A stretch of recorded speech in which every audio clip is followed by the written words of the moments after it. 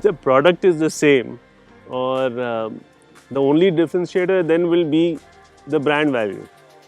So if that be the case, then Toyota ka brand value will be always higher than Maruti ka brand value. And I think as a package, Toyota's ownership cost will actually be lower than Maruti's ownership cost. That's my understanding, that their replacement schedules and their warranty will be more attractive.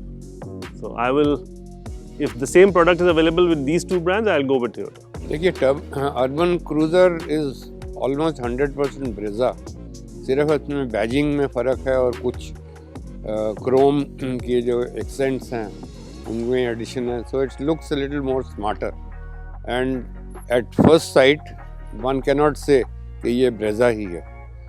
तो और plus of course नाम है, Toyota का नाम है, और जैसे राज ने भी बताया कि इनकी सर्विसेबिलिटी और कॉस्ट टू ओनरशिप जो है वो is very compatible. And I think Indians जो हैं who want a bang for their buck, तो वो उनके लिए तो it's an ideal situation. I think this is one of the winners.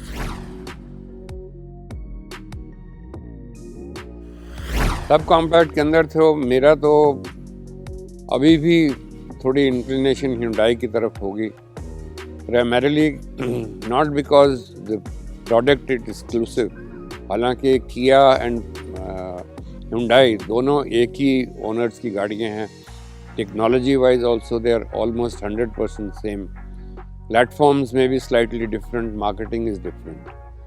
तो वो देखते हुए, क्योंकि उनकी सर्विसेबिलिटी अभी इतनी नहीं बढ़ी है जितनी कि Hyundai की है.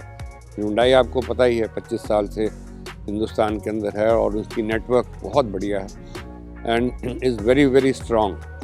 On top of that availability of spares और जो क्रिटिकल स्पेयर्स हैं वो उनके पास हर वक्त रहते हैं.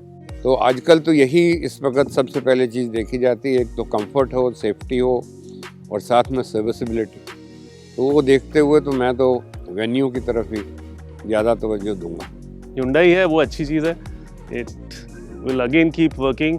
अगर कोई गाड़ी है जो मारुति के साथ टक्कर ले सकती है वो अब Hyundai ही है, क्योंकि it has a very good service network और रिलायबिलिटी अच्छी है. नेगेटिव कोई ऐसा खास है नहीं इसमें, एक्सेप्ट अगर आप इसको किया के साथ कंपेयर करें तो आई वुड से कि styling could have been a little more adventurous. बाकी mechanically it feels very nice.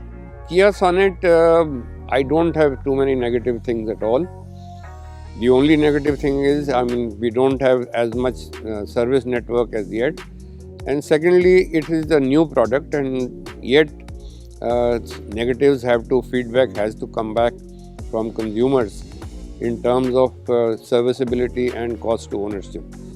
But as far as the product is concerned, I don't think there could be anything negative in that, because as I said earlier, it's almost 100% Hyundai, and Hyundai does not make second-hand technology, and in fact Hyundai is a leader in the automotive world to show the way to the other manufacturers what should be done. As far as India is concerned, they have always been the guideline to other manufacturers to tell them, and they have always been the first one to tell them what they should be offering to the consumer next.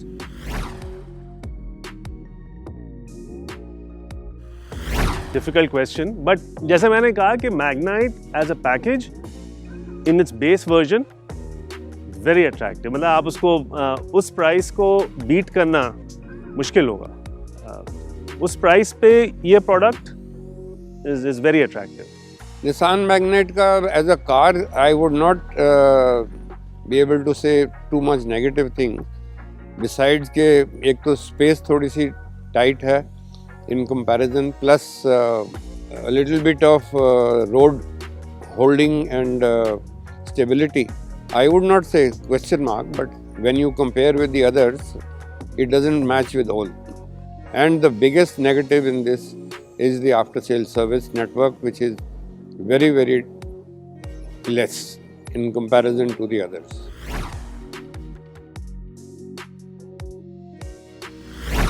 देखिए WRV के लिए मेरे को कोई ऐसी negative चीज़ नहीं नज़र में आती, हालांकि सिर्फ ये खामियाँ यही है कि it does not have all the technical parameters जो आजकल नई गाड़ियों में आ रहे हैं। और दूसरा, Honda as a brand in SUVs has not done very well. जैसे आपने देखा CRV भी आपकी आती थी, आ रही है, but it's a gas guzzler, and this also does not have any big USP जिसके साथ ये बिके other than the name Honda.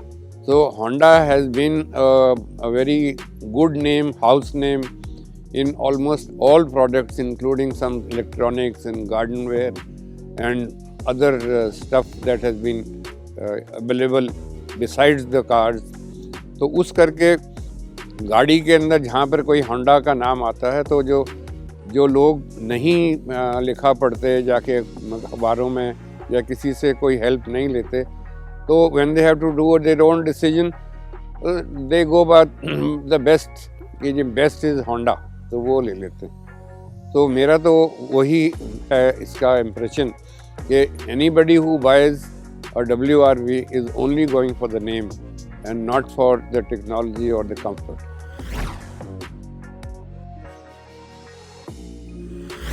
See, Nexon जो है, it definitely looks good. There is no disputing that. जो ये styling है, और I would like to add कि टाटा का design department has matured really well.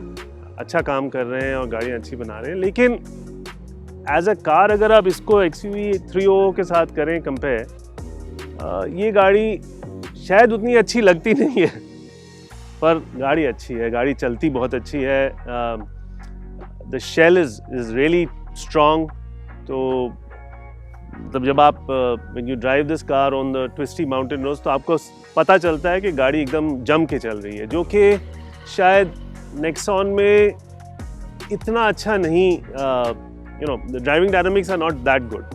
लगता है कि गाड़ी हल्की है और शायद सस्पेंशन पे और ध्यान दिया जा सकता था। So that's my take. Mahindra XUV 300 is a good product, no doubt, but unfortunately Mahindra does not sell too well amongst the younger customers. जो नए कस्टमर्स इस वक्त स्कूल कॉलेज से पढ़ के यूनिवर्सिटी से निकलते हैं, they are looking more for a brand value than for just a vehicle, and they want everything branded. Their clothes are branded, their shoes are branded, their watches are branded, their goggles are branded. So this also has to fit the entire portfolio.